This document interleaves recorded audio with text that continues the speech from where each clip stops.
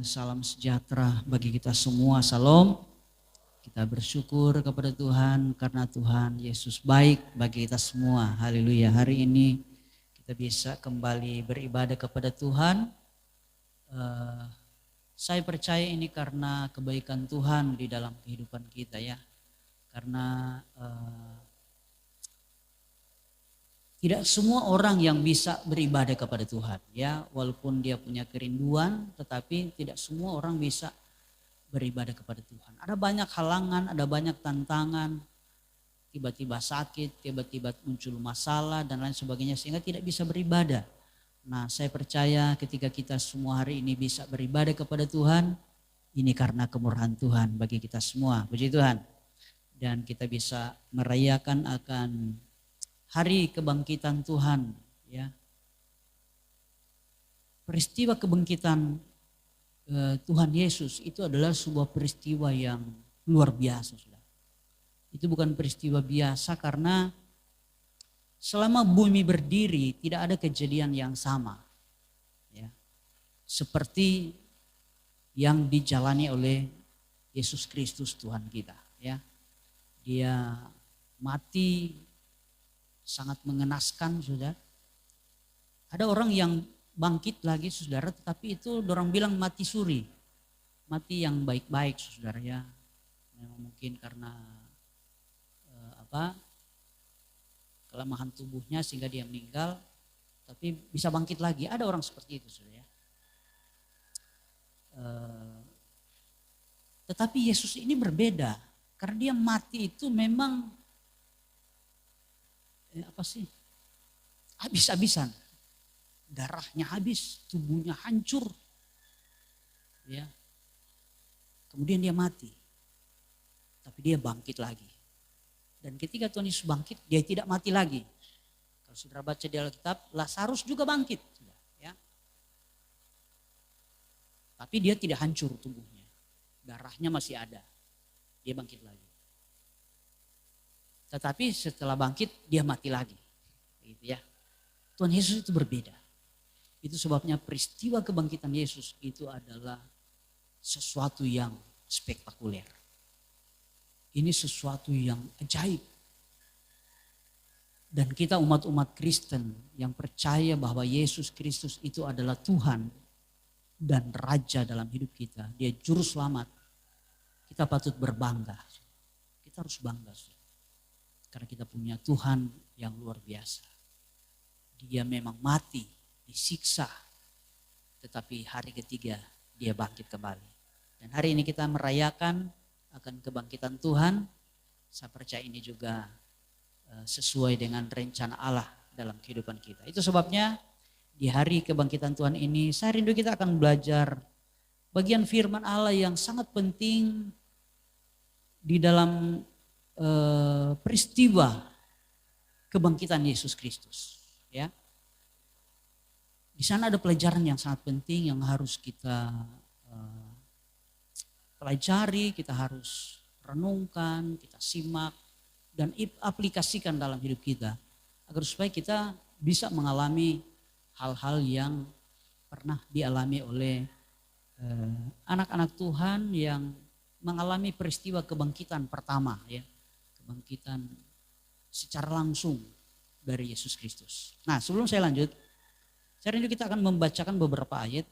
Saya ingin kita akan membacakan agak panjang pembacaan ini di dalam Matius pasal 28.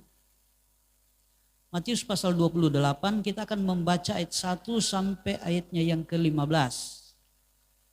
Sekali lagi Matius pasal 28 kita akan baca ayat 1 sampai ayatnya yang ke-15. Ya. Saya akan membacakan ayat 1, Bapak Ibu Saudara sekalian membaca ayat 2. Dan kita bergantian sampai ayatnya yang ke-15. Kita akan mulai membaca ayat 1 dari Matius pasal yang ke-28 berbunyi demikian. Lembaga Alkitab Indonesia memberikan judul Kebangkitan Yesus. Ayat 1, setelah hari Sabat lewat, menjelang menyingsingnya fajar pada hari pertama minggu itu, pergilah Maria Magdalena dan Maria yang lain menengok kubur itu.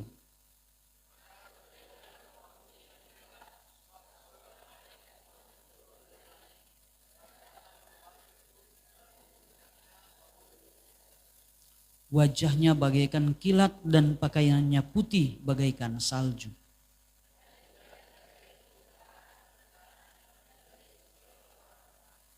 Akan tetapi malaikat itu berkata kepada perempuan-perempuan itu, "Janganlah kamu takut, sebab aku tahu kamu mencari Yesus yang disalibkan itu.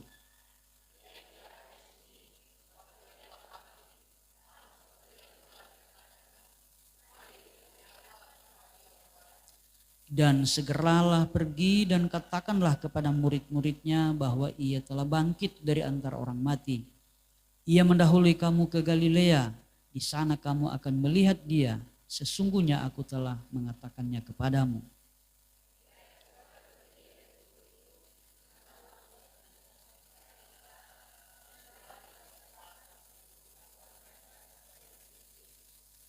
Tiba-tiba Yesus berjumpa dengan mereka dan berkata, "Salam bagimu."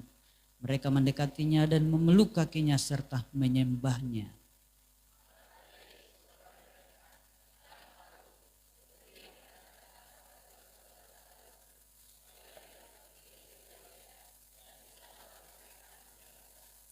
Ketika mereka di tengah jalan, datanglah beberapa orang dari penjaga itu ke kota dan memberitahukan segala yang terjadi itu kepada imam-imam kepala.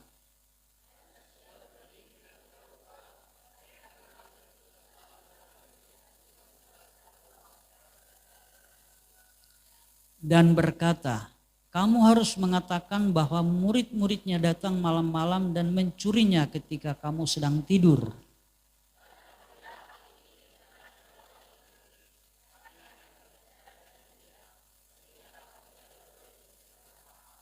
Mereka menerima uang itu dan berbuat seperti yang dipesankan kepada mereka, dan cerita ini tersiar di antara orang Yahudi sampai sekarang ini. Puji Tuhan, silakan duduk Bapak Ibu Saudara sekalian.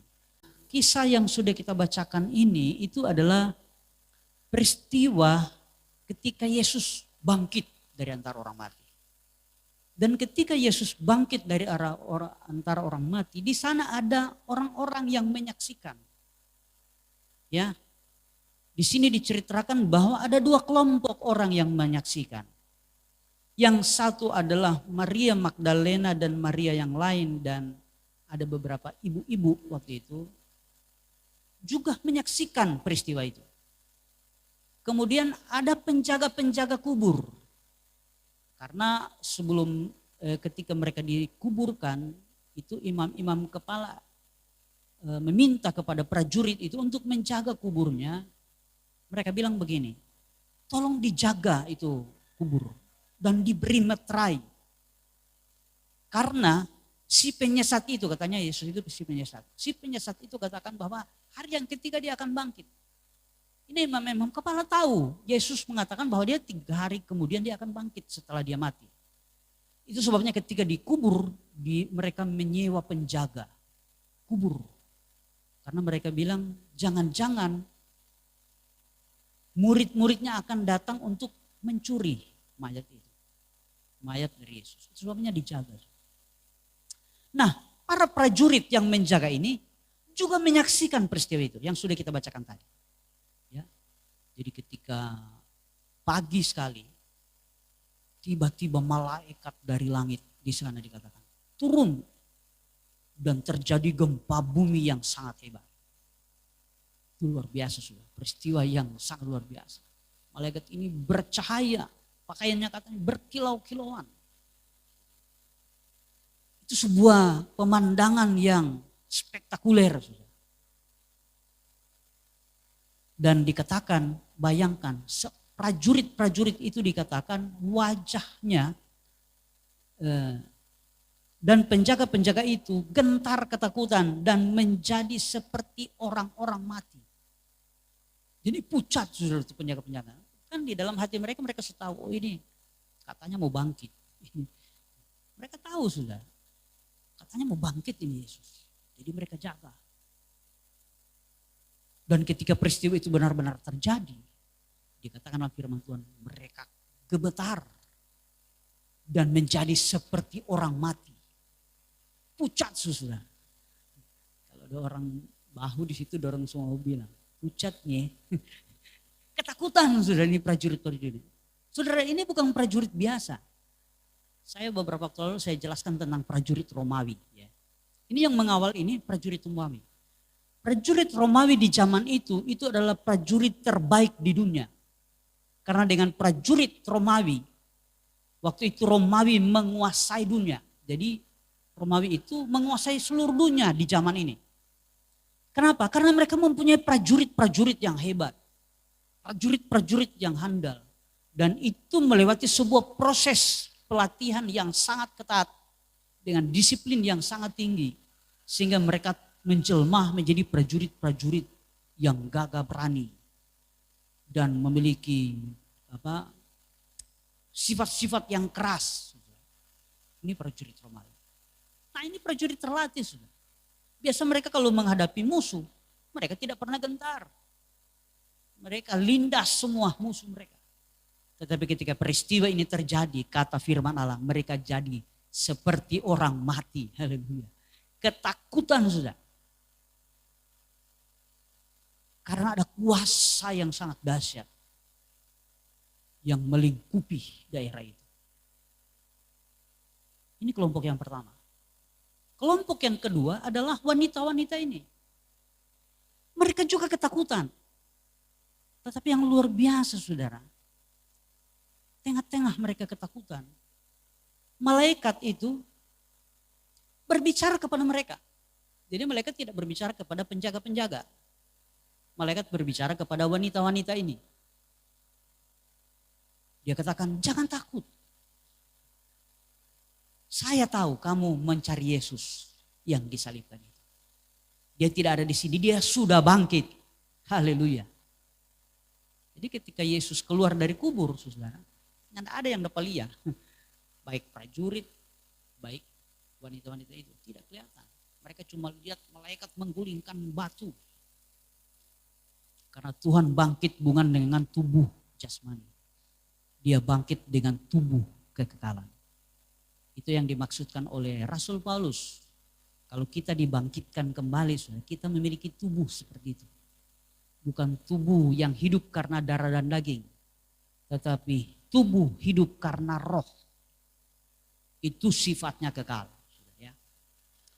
Nah, ketika Yesus bangkit, ini wanita-wanita ini, mereka menyaksikan peristiwa itu. Jadi sekali lagi di peristiwa kebangkitan Yesus itu dua kelompok.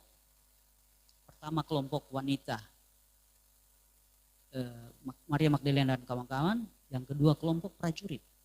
Saudara, itu sebabnya saya percaya kenapa ini ditulis di dalam Alkitab. Karena Tuhan punya rencana yang besar bagi kita di akhir zaman ini. Agar supaya kita belajar dari peristiwa ini. Nah, itu sebabnya pagi hari ini saya akan jelaskan kenapa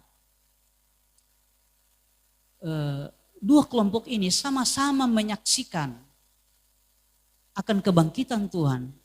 Itu berbicara tentang sama-sama melihat kuasa Allah terjadi. Mereka sama-sama menyaksikan peristiwa keajaiban karena terjadilah sebuah mujizat karena kekuatan kuasa Allah. Tetapi mereka punya perilaku yang berbeda dan diperlakukan oleh Tuhan juga secara berbeda. Nah, Bapak Ibu Saudara sekalian, saya mau jelaskan. Yang pertama, itu kelompok prajurit. Prajurit-prajurit ini,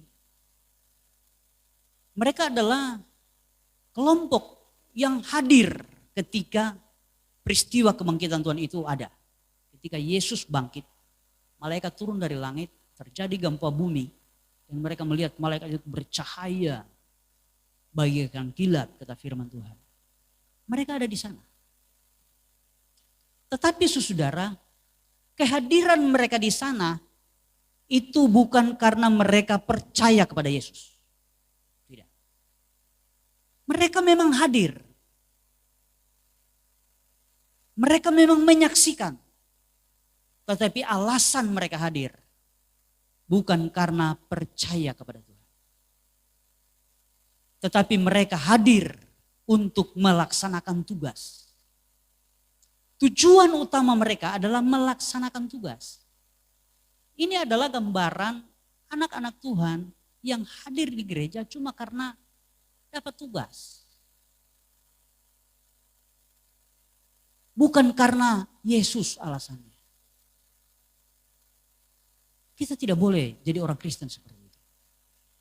Kita harus jadi Kristen seperti Maria Magdalena. Maria Magdalena dan kawan-kawan, mereka hadir di sana bukan karena tugas. Tetapi mereka hadir di sana karena mereka mencari Yesus. Kenapa mereka mencari Yesus? Karena mereka mengasihi Yesus. Karena mereka mengasihi Yesus. Kita harus menjadi pribadi-pribadi yang mencintai Tuhan. Dan yang luar biasa saudara, mereka mengasihi Yesus itu bukan Yesus yang dalam keadaan yang baik. Yang dalam keadaan sehat lagi berkhotbah dan melakukan banyak mujizat, tidak.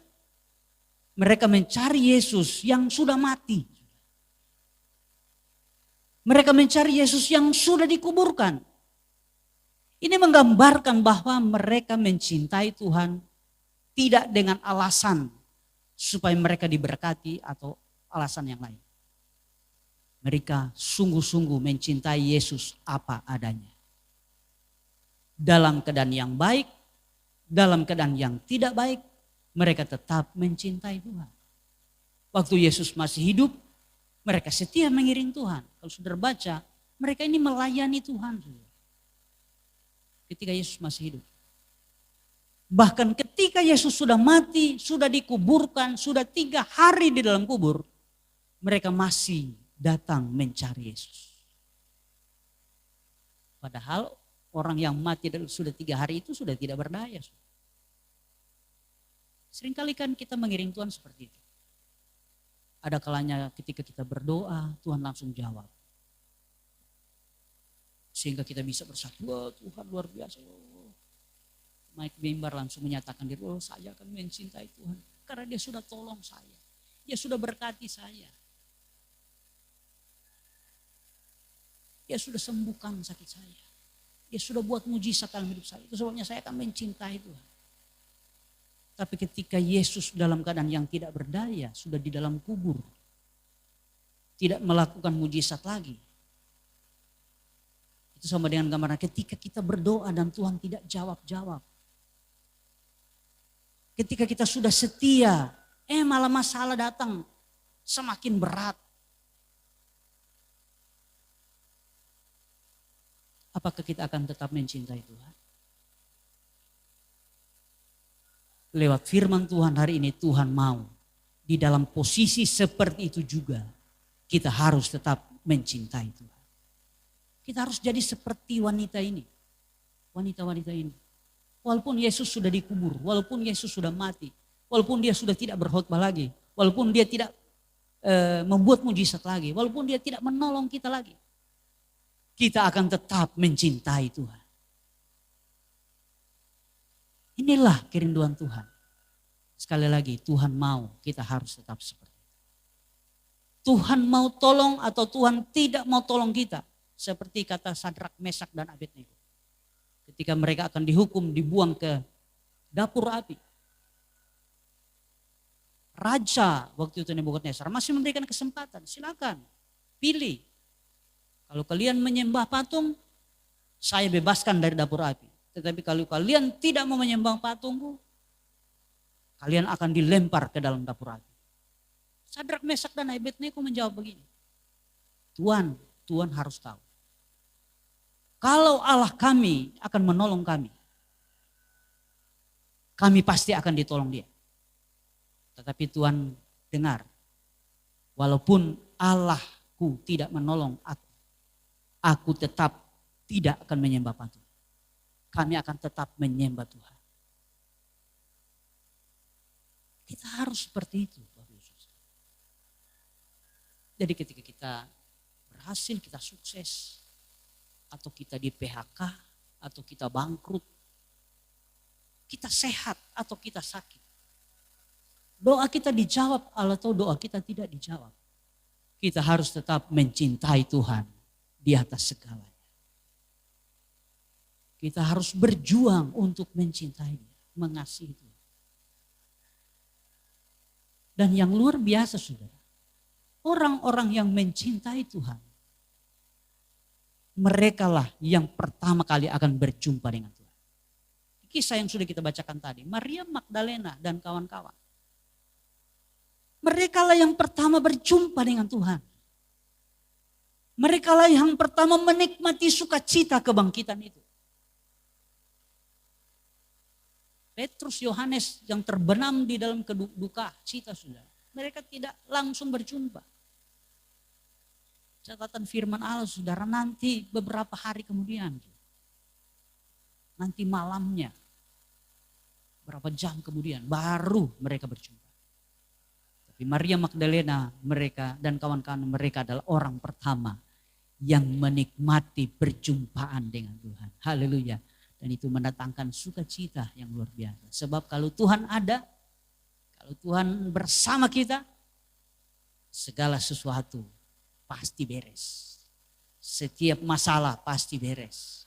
Kalau kita sakit pasti sembuh. Kalau Tuhan ada, ketika kita gagal, Tuhan bisa memberikan kita kesuksesan. Tetapi hanya mereka yang mencintai Tuhan yang akan berjumpa dengan Tuhan.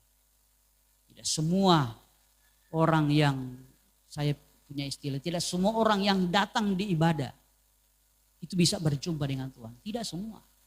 Hanya mereka yang sungguh-sungguh mencintai Tuhan yang akan berjumpa dengan Tuhan. Dan ciri-ciri orang yang berjumpa dengan Tuhan itu ada sukacita dalam hidup. Karena sukacita itu lahir dari damai sejahtera yang diberikan oleh Tuhan. Dan kalau kita punya sukacita, tidak ada situasi yang paling buruk di dunia ini yang dapat membuat kita terpuruk. Tidak ada. Kita akan terus bangkit, kita akan terus bangkit ketika ada sukacita. Karena sukacita, kata firman Allah, itu adalah kekuatan. Orang yang terkurung, terhimpit dengan duka cita, itu orang-orang yang tidak bisa berbuat apa-apa. Mereka adalah orang-orang yang lemah. Tetapi kalau ada sukacita, itu luar biasa. Kita akan tetap maju. Saudara pernah dengar ada pepatah bilang begini. Yang membuat orang terpuruk itu bukan karena dia tidak yang membuat orang sukses berhasil itu bukan karena mereka tidak pernah jatuh. Tetapi mereka yang jatuh bangkit lagi. Yang jatuh dan bangkit lagi. Orang yang sukses, orang yang gagal, bukan karena mereka tidak pernah mengalami keberhasilan dalam hidup. Tetapi ketika mereka jatuh, mereka tidak dapat bangkit lagi. Mereka tidak bangkit lagi. Nah, pertanyaannya, apa yang membuat orang bisa bangkit? Bukan karena dia pintar. Tetapi karena ada sukacita dalam hatinya. Istilah anak-anak milenial sekarang bilang move on. Sudah pernah kata-kata move on? Orang yang tenggelam dalam duka cita itu tidak bisa move on. Hanya orang yang punya sukacita yang selalu move on. Kalau orang Bapak Bupati istilah on fire. Hanya orang yang punya sukacita yang bisa on fire. Orang yang tidak punya sukacita tidak bisa on fire. Sukacita itu sumbernya dari damai sejahtera. Dan damai sejahtera yang sejati itu berasal dari Tuhan. Nah, siapa yang akan menerima ketika orang-orang berjumpa dengan Tuhan? Hanya mereka yang berjumpa dengan Tuhanlah yang akan menerima damai sejahtera dari Tuhan. Siapa yang akan berjumpa dengan Tuhan? Mereka yang mengasihi Tuhan. Itu urut-urutannya. Jadi langkah pertama harus mengasihi Tuhan. Kalau engkau mengasihi Tuhan, engkau akan berjumpa dengan Tuhan. Kalau engkau berjumpa dengan Tuhan, engkau akan punya damai sejahtera yang daripada Tuhan. Kalau engkau punya damai sejahtera daripada Tuhan, maka akan ada sukacita dari hidup kita. Ketika ada sukacita dalam hidup kita, maka kita akan on fire. Kita akan move on. Itu sebabnya tidak ada tantangan yang besar. Bagi orang yang on fire, yang bersemangat, yang move on, tidak ada masalah yang besar. Dia akan maju, pantang mundur. Tapi orang yang patah semangat, yang tidak move on, yang tenggelam dalam duka cita, tenggelam dalam kegagalan, tenggelam dalam stres, frustrasi dan lain sebagainya. Dia akan terus terpuruk dan hidupnya akan menjadi hidup yang menyedihkan. Itu sebabnya anak-anak Tuhan, kita harus belajar. Sekali lagi kita belajar dari ibu-ibu ini. Mereka adalah orang-orang yang sangat mencintai Tuhan. Kita harus menjadi pribadi yang mencintai Tuhan. Bagaimana supaya kita mencintai Tuhan? Pada firman Tuhan sayang waktu lalu, itu kita harus belajar merenungkan kebaikan Tuhan. Kita tidak bisa mencintai Tuhan tanpa merenungkan kebaikan Tuhan. Kita harus tahu bahwa semua yang ada dalam hidup kita itu karena Tuhan. Itu yang harus kita renungkan.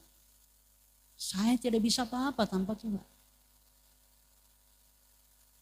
Engkau boleh renungkan secara detail. Kalau rupa saya bisa pegang mic bagus.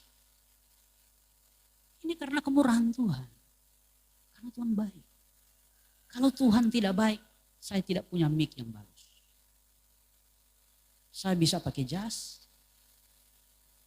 Ini karena Tuhan. Kenapa saya bisa punya mic? Kenapa saya bisa jas? Karena saya punya uang. Uang itu dapat dari mana? Apakah kerja keras kita? Kalau kita bisa bekerja keras dan dapat uang, kita bisa kerja keras karena apa? Punya fisik, punya tenaga yang sehat.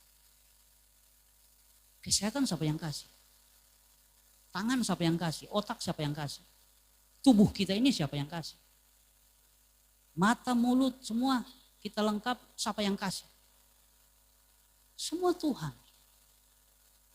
Jadi kalau kita ada, kita sehat, kita bisa melihat, kita bisa menikmati, kita bisa bekerja A, B, C, D. Itu karena Tuhan. Kenapa Tuhan melakukan itu? Karena Dia baik bagi kita semua. Dia mengasihi kita. Nah, apa yang kita bisa balas sama Tuhan? Apakah kita juga mau kasih tangan sama Tuhan? Kita mau kasih otak sama Tuhan? Tidak bisa. Yang Tuhan rindukan adalah kita juga mengasihi Dia. Itu yang disebut Tuhan tidak bertepuk tangan sebelah. Jadi jangan buat Tuhan bertepuk tangan sebelah. Dia setengah mati mencintai kita, kita asik-asik berbuat dosa. Mengikuti kemauannya si iblis. Jadi kalau kita melakukan hal yang jahat, kita berpikiran-pikiran yang jahat, kita mengeluarkan perkataan-perkataan yang jahat, itu kita sementara menyenangkan iblis. Karena semua yang jahat itu bersumber dari si iblis. Semua yang baik itu berasal dari Tuhan. Ketika kita melakukan yang jahat, kita menyenangkan iblis. Dan kalau kita menyenangkan iblis, itu sama dengan menyakiti Tuhan. Jadi omong kosong kalau kita bilang kita mencintai Tuhan tetapi berbuat dosa setiap hari. Melakukan kejahatan setiap hari. Itu omong kosong. Kita harus berjuang untuk menyenangkan Tuhan. Mengasihi Tuhan itu merupakan sesuatu yang paling penting. Sekali lagi ketika kita mengasihi Tuhan, kita akan menjadi orang-orang yang akan berjumpa dengan Tuhan. Kalau kita berjumpa dengan Tuhan, kita akan menerima damai sejahtera yang daripada Tuhan. Kalau kita punya damai sejahtera, maka perilaku yang kelihatan adalah sukacita muncul dari hidup kita. Nah, orang yang penuh dengan sukacita itu pasti akan on fire. Dia akan move on selalu.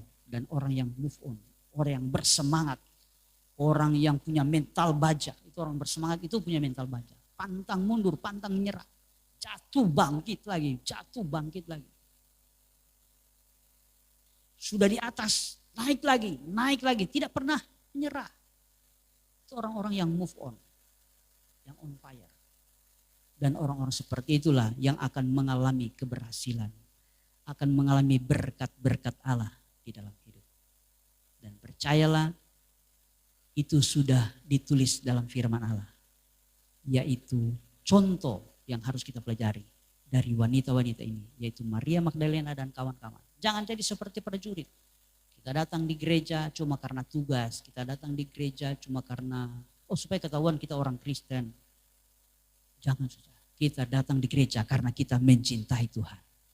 Karena Dia baik, Dia sudah berikan segalanya. Soalnya saya selalu ingatkan, kalau engkau datang di gereja apalagi hari Minggu, ingat pertolongan Tuhan sepanjang minggu. Hari Senin Tuhan boleh bikin apa? Dia kasih kita sehat, kita sakit, Dia sembuhkan dan terus-terusnya. Karena sekali lagi kesembuhan itu cuma dari Tuhan. Dokter itu tidak bisa menjamin kesehatan. Kalau saudara sakit, tanya Pak dokter, dokter pasti kita sembuh? Dokter bilang, ya orang usahakan. Coba 3 hari minum, kalau nyerah baik balik pulang. Dokter selalu begitu.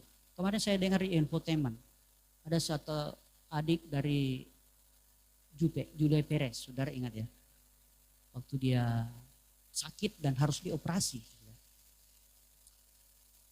Itu menurut dokter itu jalan satu-satunya, harus dioperasi. Kemudian keluarga harus tanda tangan. Ya.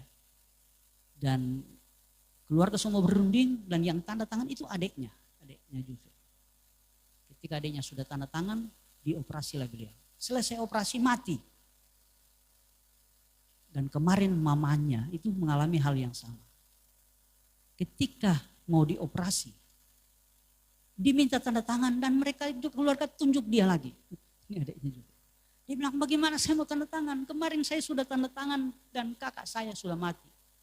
Artinya saya yang bertanggung jawab atas kematian dia. Kembali mereka tanya lagi dokter bagaimana?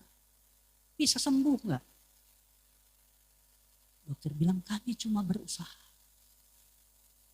Apa artinya? Dokter tidak menjamin kesehatan. Kalau engkau sehat itu karena Tuhan. Itu sebabnya kita harus mencintai Dia. Karena Dia baik. Dia sangat baik.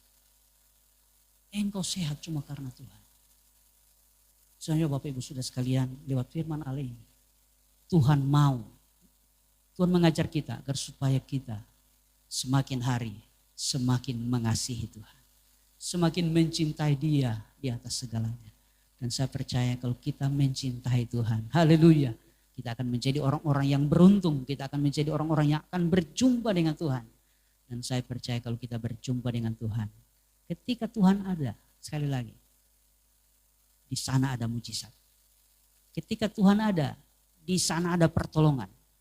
Ketika Tuhan ada bersama dengan kita, ada pembelaan, ada pemulihan, ada pembalikan keadaan. Semua hal-hal yang spektakuler, yang besar, akan Tuhan kerjakan dalam hidup kita. Kalau Tuhan ada bersama dengan kita.